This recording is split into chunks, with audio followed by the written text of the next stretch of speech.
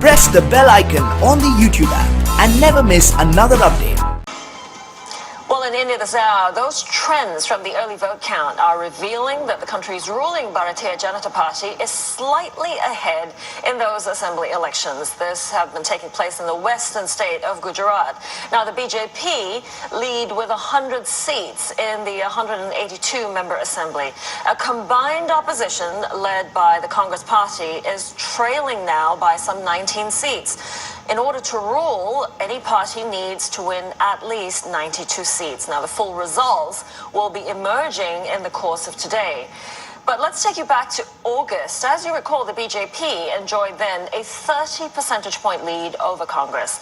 That has been whittled down to just 6 in 3 months. Gujarat is Prime Minister Narendra Modi's home state, and his winning campaign to become Prime Minister of India in 2014 was based on the strength of Gujarat's model of development. Let's take you now to Delhi and speak to our correspondent Neha Punya. Neha, any surprise that the BJP is struggling to carve out that healthy lead in these early trends? Yes, absolutely. I mean, Christine, if you go by the exit poll numbers that came out late last week, every exit poll in the country had predicted not just a victory for the BJP, but a comfortable sweep in the state of Gujarat, where the Prime Minister himself was Chief Minister for almost 3 terms. But today in the early trends, like you mentioned, the BJP is in the lead, but it's not a comfortable lead because the Congress is close behind. And many are saying that this could be a result of anti-incumbency in a state the BJP has ruled for 20 years. It could possibly be Rahul Gandhi, the Congress president, who is campaigning the length and breadth of the state ahead of the elections. It could also be because of demonetization GST. So for the party, it's not exactly the comfortable victory they wanted, but it's going to be a narrow win, which is going to definitely be a worrying point for the party. Well, Neha, how will such a close result impact Mr. Modi's election plans for 2019, or should I say his campaign plans? It's going to have huge repercussions. I mean, earlier this year, you had the BJP win another crucial election in the state of Uttar Pradesh, one where they weren't in power for many years, and that one they swept comfortably. They were elected to a majority government.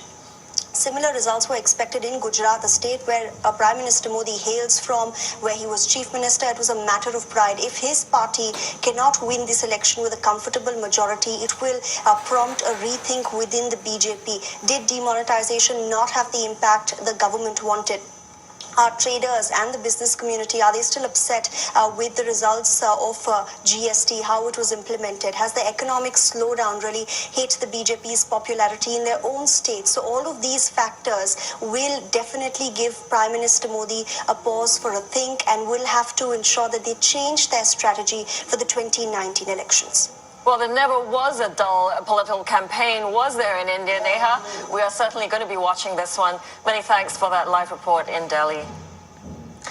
Now, Shailesh Kumar is a senior analyst for Asia with the political risk consultancy Eurasia Group. He explains now what the analysts will be looking at in today's results out of Gujarat.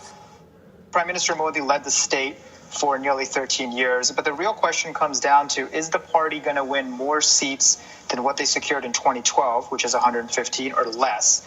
I think most people are looking for a BJP win. Our forecast is that the party will likely secure more seats than they did in 2012, primarily because of Modi's popularity, which we still think is intact. The Gujarat election largely became a referendum on the goods and services tax, which was one of Modi's big reforms that he implemented earlier this year. And most people were of the opinion that the GST, or the goods and services tax, would not be popular, but I think that issue has been overplayed and people probably aren't as upset with it as otherwise indicated. And the second is this broader argument that Modi and the BJP have been painting against Congress, which is that it's a dynastic party. It's been in rule of the country for 60-odd years, and that they didn't deliver. And I think that message does work, because at the end of the day, Modi's been in power for 3 years. There has been some change. And the broader message about Rahul Gandhi just being elevated, for example, as party president, that the party was mired in corruption. There are famous corruption allegations. A lot of these issues do stick. And I think most voters in India continue to believe that the BJP is the better alternative, at least for the time being.